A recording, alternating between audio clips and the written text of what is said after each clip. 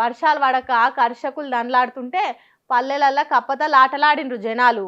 వానదేవుడా ఎక్కడికి పోయినావని లబా లబా మొత్తుకుంటా వర్షాలను పిలిచిండ్రు. పబ్లిక్ ఇట్లా కోరుకుంటే ప్రతిపక్ష పార్టీల లీడర్లు మాత్రం వానలు పడొద్దనుకుంటున్నారట. ఉత్తగా అనుకునుడే కాదు, పూజలు కూడా చేస్తున్నారట. గంత పెద్ద ముచ్చట్లు ఎవరు చెప్పిండ్రు అంటారా? ఇగో ఈసారి చెప్తున్నాడు ఈనుండ్రి. మంత్రాలకు సంత్రకాయలు రాలయి, యంత్రాలు కడితే వాన శింకులు రాలయి అనే రోజులు ఈ కాలంలో కూడా ఉన్నాయి అని అంటే పబ్లిక్ నవ్వుతారు కావచ్చు. కానీ Congress party MLC Addanki Dayakar sir క్షుద్ర పూజలు, మంత్రాలు, మన్ను మశానం ఉన్నాయి అన్నట్టు ఫుల్ క్లారిటీతో చెప్తున్నాడు. ఆ మంత్రాలు తంత్రాల మతలబ్ ఏందో చెప్తున్నాడు. ఇక సారే ఇనుర్రి. బీఆర్ఎస్ నేత కేసీఆర్ గారు అల్లుడు హరీష్ రావు గారు ఎక్కడెక్కడ పోయి పూజలు చేస్తుండో మనకు సమాచారం ఉంది. ఒక్కసారి తెలంగాణ ప్రజలకు గమనించండి. శివమొగ్గ, దాన్ని షిమోగ్గ అంటారు. అది తాంత్రిక పూజలకు ప్రతీతి. అంటే క్షుద్ర పూజలు, ఊళ్ళలో చేతబడి లాంటి ఇట్లాంటివి అంటారు. అట్లా వ్యక్తులకు వ్యతిరేకంగా జరగాలి, లేకపోతే వ్యవస్థకు వ్యతిరేకంగా జరగాలని. రెండవది జై అఘోరకలి, ఇది ట్రిసిటీలో ఉంటుంది, తిరుచిలో ఉంటుంది. దీన్ని తిరుచానపల్లి అంటారు. ఇక్కడ వీళ్ళు పూజలు చేయించడం దేనికి సంకేతం? తెలంగాణ ప్రభుత్వం నష్టపోవాలనే విషయం ఒకటైతే వానలు రావద్దని, వానలు రాకపోతే సమస్యలు వస్తాయి, రైతుల నుంచి సమస్యలు వస్తాయి, సమాజం నుంచి వ్యతిరేకత వస్తాయి. దాని కొరకు ఏ ఊకోరు సారు రాకెట్ వేసుకొని ఆకాశంలో ఉన్న చంద్రుని మీదకి ఎక్కే ఈ రోజుల్లో హరీష్ రావు సార్ క్షుద్ర పూజలు చేసుడేంది? ఎవరికి తెలియని సంగతి మీకే తెలిసింది అన్నట్టు ఇట్లా వీడియోలు చేసుడేంది? అభ్యుదయవాది మేధావని చెప్పుకునే మీరేనా సార్ ఇట్లా మాట్లాడేది? అయినా చేతబడి క్షుద్ర పూజలు చేస్తే వర్షాలు పడవలసిన అవుతాయా సారు? కొన్ని దిక్కుల జోరుగా వానలు కుండపోత కురుస్తూనే ఉన్నాయి కదా. వానలు పడకుంటే మేఘమదనం చేసి వర్షాలు కురిపించే టెక్నాలజీ ఉన్నది, కానీ పడుతున్న వానలు ఆపే శక్తి అయితే ఇంతవరకు లేదు దునియాల. మరి హరీష్ రావు సార్ పూజలు చేసిండని ఎట్లా అంటున్నారు? ఒగాలే చేసిండే అనుకో, ఆ పూజలు క్షుద్ర పూజలే అని మీరు ఎట్లా చెప్పగలుగుతారు? వాళ్ళ ఇంటిల్ బాది తెలంగాణ జనాలందరూ మంచిగా ఉండాలని చేయొచ్చు కదా, అపార్థం ఎందుకు చేసుకోవాలి అని అడుగుతున్నారు అద్దంకి సార్ మాటలైన తెలంగాణ పబ్లిక్. దునియా మొత్తం అదేదో అడ్డమైన ఎల్లినో వచ్చిందని చెప్తుంటే మీరేమో హరీష్ రావు క్షుద్ర పూజలు చేస్తేనే వానలు పడతలేవు అన్నట్టు చెప్తున్నారు. ఏమన్నా పొంతనా పోలిక ఉన్నదా అద్దంకి దయాకర్ సారు అని అంటున్నారు వానల కోసం మీరు దృష్టోళ్ళు. ఇలాంటి తాంత్రిక క్షుద్ర పూజలతో తెలంగాణ ప్రభుత్వానికి నష్టం జరగాలని కోరుకోవడం, వీళ్ళు తెలంగాణ బాగుపడాలని కోరుకుంటోళ్ళ. అధికారం లేకపోతే అఘోరాలుగా తయారవుతున్న పరిస్థితి ఈరోజు. అవునవును, అధికారం చేతులు ఉన్నప్పుడు ఎవరు ఏ తీరుగా తెలంగాణ కోసం పనిచేసిర్రో, అధికారం లేనప్పుడు ఎవరు ఏ తీరుగా పదవుల కోసం పాకలాడిరో మాకు తెలుసు. ఎవరెవరు ఏ ప్రాజెక్టులు కట్టిర్రో, తెలంగాణ పబ్లిక్ ఎవరి పరిపాలన తలుచుకుంటారో కూడా ఎరికే అని కౌంటర్గా కామెంట్లు పెడుతున్నారు అద్దంకి సార్ మాటలు ఇన్నోళ్ళు. సరే ఒకవేళ అద్దంకి దయాకర్ సార్ అన్నట్టు హరీష్ రావు సార్ క్షుద్ర పూజలే చేయించిండు అనుకుందాము. ఆ వీడియోలను బయట పెట్టి కేసులు పెట్టొచ్చు కదా. అయ్యేం చేయకుండా ఉత్త మాటలు ఎందుకు చెప్తున్నారు సారు అని అడుగుతున్నారు. ఇక కొంతమంది అయితే ఈ రోజుల క్షుద్ర పూజలు, మంత్రాలు, తంత్రాలను మాట్లాడితే బుద్ధి తక్కువ పని, అసొంటిది ప్రతిపక్షాలు అధికార పక్ష పార్టీ మీద చేతుబడులు చేయిస్తున్నదని మాట్లాడేంది? అదే నిజమైతే దేశంలో ప్రతిపక్షంలో ఉన్న కాంగ్రెస్ పార్టీయే కదా. రాహుల్ గాంధీ మోడీ సర్కార్ మీద క్షుద్ర పూజలు చేయిస్తే ప్రభుత్వాలు కూలిపోతాయా? మరి ఏం మాట్లాడుతున్నావు అద్దంకి దయాకర్ సార్ అన్నట్టు విజ్ఞాన వేదికలలో మంత్రతంత్రాలను నమ్మనోళ్ళు గట్టిగానే అంటున్నారు. ఇక పాడి ఆవుకు 4 కాళ్ళు ఎట్లనో చట్టసభలు, అధికార యంత్రాంగం, న్యాయ వ్యవస్థ, మీడియాలు దేశానికి 4 కాళ్ళు అసొంటి. ఆ 4గిట్లలో ఏ ఒక్కటి చక్కగా పనిచేయకపోయినా ఏ దేశమైనా కుంటుకుంటా నడవాల్సిందే. ఆ 4గిట్ల మీడియా కడమ వాటికంటే కాసింత ఎక్కువ పనిచేయాలి. అందుకే మీడియాను ఒక దేశం కండ్లు అన్నారు. అవే లేకుంటే అంధకారమే. కానీ ఈ రోజులల్లా మీడియా తన పని తాను చేస్తలేదని గట్టిగానే గరమైనంత పనిచేసిండు మాజీ మంత్రి కేటీఆర్ సారు. ఈ రోజులల్లా వార్తలు చెప్పేటోనికి కత్తి లేదు, నెత్తి లేదు. జర్నలిజం పట్ట అంతకంటే లేదు. వాడు చెప్పిందే ముచ్చట, షేర వేసిందే వార్త అన్నట్టు ఏది పడితే అది చెప్తున్నారు. నిజాల కంటే ఎక్కువ అబద్ధాలు ఆగమాగం చేస్తున్నాయి దునియానని అగో అదే బాధ నెల్లగక్కుతుండు కేటీఆర్ సారు. ఎక్కడుంది పరిశోధనాత్మక జర్నలిజం? ఉందా?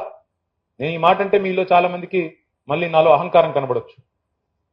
నేను ఉన్నట్టుగా అడుగుతున్నా, ఉన్నదా పరిస్థితి? రాసే పరిస్థితి, చెప్పే పరిస్థితి, స్వేచ్ఛగా నిర్భీతిగా ఇన్వెస్టిగేటివ్ జర్నలిజం అనే పరిశోధనాత్మకమైన కథనాలు వస్తున్నాయా? వాస్తవాలు చెప్తే నచ్చవు. జర్నలిస్టులు అనేటోళ్ళు నిజాలు చెప్పరు. ఆ నిజాలు మేమే చెప్తే కోపాలు వస్తాయి కావచ్చు, కానీ నిజంగా వార్తల తిరగ రాసేటోళ్ళు రోజు రోజు కరువైతున్నారన్నట్టు కేటీఆర్ కడుపులున్న బాధనంతా ఎల్లగక్కిండు.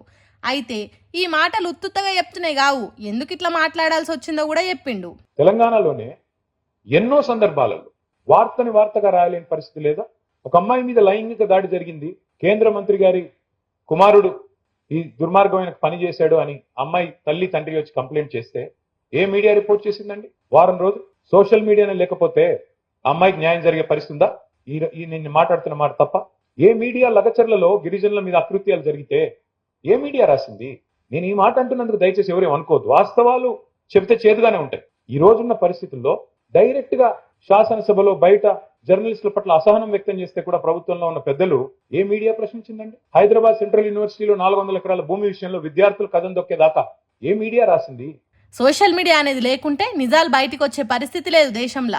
ఇది న్యాయమైన జర్నలిస్టులకు అని వాళ్ళనే అడిగిండు. నవ తెలంగాణ అనే పత్రిక 11 ఏళ్లు పూర్తి చేసుకున్నందుకు పెట్టిన సభల కలం బట్టి వార్తలు రాసే పద్ధతి మారిందని మొహమాటం లేకుండా ముఖం మీదనే చెప్పిండు. సోషల్ మీడియా లేకుంటే నిజాలు బయటికి వచ్చే పరిస్థితి లేకుండా అయిందని చెప్పుకుంటేనే అదే సోషల్ మీడియాలో అబద్ధాలు సునామీ తీరుగా చుట్టుముడుతున్నాయని అన్నాడు. ఇవాళ పరిస్థితి ఏంటంటే ఈ సోషల్ మీడియా వచ్చిన తర్వాత ముఖ్యంగా ఇవాళ మేము కూడా బాధితులమే. అధికారంలో ఉన్న వాళ్ళు మాత్రమే కాదు. నిజం కడప దాటే లోపల అబద్ధం అంగీలాగేసుకుని ఊరంతా తిరిగి వచ్చేస్తారు. ఇది వాస్తవం. అందరం బాధితులమే. ఇందులో ఒకరు బాధితులు ఒకరు కాదన్నదేమీ లేదు. వాస్తవాలు వాస్తవాలే కదా. జరగనివి జరిగినట్టుగా, ఉన్నవి లేనట్టుగా, లేనివి ఉన్నట్టుగా ఇవన్నీ చూపెడతా ఉన్నారు. సోషల్ మీడియా చేయబట్టి వాస్తవాలు బయటికి వస్తున్నాయి అనేది ఎంత నిజమో అబద్ధాలు కూడా అంతే స్పీడ్ గా అంటువ్యాధి తీరుగా వ్యాపిస్తున్నాయి. దానికి అందరు ఆగమైతున్నోళ్ళమే అన్నట్టు చెప్పిండు. ఇట్లెందుకు అంటున్నాడో అది కూడా చెప్పిండు. ప్రగతి భవన్ లో కేసీఆర్ గారు సీఎం క్యాంప్ ఆఫీస్ కడితే 150 బెడ్రూమ్లు ఉన్నాయని ప్రచారం చేశారు. మరి ఇప్పుడు అక్కడ ఎవరు ఉంటున్నారండి? ఉన్నాయా 150 బెడ్రూమ్లు? అందులో బంగారు కమోడ్లు ఉన్నాయన్నారు. ఆ ఫేక్ న్యూస్ వ్యాపింపజేసింది ఎవరు? 84,000 కోట్ల రూపాయలు ఖర్చైన ప్రాజెక్ట్ కి 1,00,000 కోట్ల కుంభకోణం అని చెప్పి ప్రచారం చేశారు. ఇది ఫేక్ న్యూస్ కాదా? అంటే ఇవన్నీ కూడా ప్రశ్నించాలి, డెఫినెట్ గా జరగాలి. ఫోన్ ట్యాపింగ్ లో ఎవరు సినిమా యాక్టర్ల ఫోన్ ట్యాప్ చేసామని ప్రచారం చేశారు మీడియాని అడ్డం పెట్టుకుని. ఉప్పుల నిప్పేసి ఏదో జరిగిందన్నట్టు చెప్పి బద్నం చేసే బ్యాచ్లు ఎక్కువైనాయి. అందుకే ఇలా ప్రతిదీ ఫ్యాక్ట్ చెక్ చేసుకునే పరిస్థితి వచ్చిందని అంటున్నాడు. అయితే సోషల్ మీడియా మొత్తానికే షెడ్డది కాదు. అదేం చేసింది, దేశ రాజకీయాలను ఎటు దిక్కు మల్పింది, అసొంటి సోషల్ మీడియా కంట్రోల్ చేయబడుతుందా అనేది మాట్లాడుకుంటా అర్ధరాత్రి ప్రధానమంత్రి గారు ఇన్స్టాగ్రామ్ లో వీడియో పెట్టాల్సిన పరిస్థితి వచ్చింది. అంటే సోషల్ మీడియా, కొంతమంది మిత్రులు మాట్లాడుతూ సోషల్ మీడియాలో మహేష్ గౌడ్ గారు కూడా అన్నారు, ఫేక్ న్యూస్ కూడా కొన్ని హద్దులు దాటపోతే బాగుంటుంది సోషల్ మీడియా అన్నారు. కానీ ఎవరు గీయాలి హద్దులు? ప్రభుత్వాలా? ఎవరు గీయాలి హద్దు? మరి ఎవరు గీస్తారు? ట్రెడిషనల్ మీడియాని ఎలాగో మేనేజ్ చేశారు. చివరికి ఇక్కడ మేము రాస్తాము మీ మీద వార్తలు, అప్పుడప్పుడు పాజిటివ్ రాస్తాం, అప్పుడప్పుడు నెగిటివ్ రాస్తాం, ఉన్నవి ఉన్నట్టు రాస్తాం, కానీ యాడ్స్ మాత్రం ఆపకండి అని అడిగే పరిస్థితి వచ్చిందంటే పరిమితులు, స్వేచ్ఛకి హద్దులు పెడితే ఇంకా అది వాక్ స్వాతంత్రం ఎట్లా అవుతుంది? అది స్వేచ్ఛ ఎట్లా అవుతుంది? స్వేచ్ఛకు పరిమితులు ఉండకూడదు. పరిమితులు అంటే సరే, వాక్ స్వాతంత్రం ఇచ్చాం కాబట్టి వాక్ భూషణాలతో దాడి చేయండి, వాడి వేడి మాటలతో బూతులు తిట్టండి అని కాదు. కానీ డెఫినెట్ గా ఇవాళ సోషల్ మీడియా లేకపోతే ఇవాళ ప్రభుత్వాలలో ఈ చలనం వచ్చేది కాదు, జవాబుదారితనం కూడా వచ్చే పరిస్థితి లేదు. అదే సోషల్ మీడియా పుణ్యాన సెంటర్ సర్కార్ కు ఏ తిరగ చెమటలు పట్టినవి కూడా చెప్పిండు. యువతరం కథం దొక్కింది. ఒక కొత్త తరహా ఆందోళన, ఒక కొత్త తరహా ఆలోచన ఢిల్లీ పురవీధుల్లో కథం దొక్కితే ముందెవరూ నమ్మలేదు. ప్రభుత్వం మాత్రమే వనకలేదు. ఒక రకంగా చెప్పాలంటే మీడియా కూడా చెమటలు పట్టించింది. మీకు గుర్తుండాలి, భజన మీడియాకైతే మొత్తం బల్బులు ఎగిరిపోయినాయి. అక్కడికి పోతే పిల్లలు 20 రోజుల తర్వాత మేము గుర్తొచ్చామా అని నిలదీస్తుంటే చెమటలు పట్టే పరిస్థితి. గోధీ మీడియా డైరెక్ట్ గా, ఎందుకంటే వాళ్ళ మీద ఈడీ పనిచేయదు, సిబిఐ పనిచేయదు, ఐటీ పనిచేయదు, ఆ పిల్లల మీద వాళ్ళు భయపడేది దేనికి భయపడే బ్యాచ్ కాదు అది. అందుకే చెప్పాను మొన్న, మోడీ గారు ఎవరితో అయితే పెట్టుకోకూడదో వాళ్ళతోనే పెట్టుకున్నాడు. ఈ పిల్లలు మామూలు కాదు.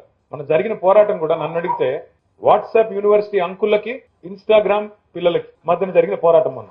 ఎవరు గెలిచారు ఫస్ట్ రౌండ్ మీరు చూశారు, నేను చెప్పను కానీ. కాబట్టి కాలంతో పాటుగా మార్పులు వస్తూనే ఉంటాయి. నిజాలు అబద్ధాలైతాయి, అబద్ధాలు రాజ్యమేలుతుంటాయి. కాబట్టి ప్రతిదీ గుడ్డిగా నమ్మకుండా ఫ్యాక్ట్ చెక్ చేసుకొని నిజాలు తెలుసుకోవాల్సిన పరిస్థితి నుంచి జర్నలిజం బయటపడాలని, అట్లయితేనే దేశమైనా రాష్ట్రమైనా బాగుపడతాయి అన్నట్టు చెప్పిండు. మరి ముందు ముందు వార్తలు, వాస్తవాలు, అబద్ధాలు ఏ తిరగ లోకాన్ని నడిపిస్తాయో చూడాలి.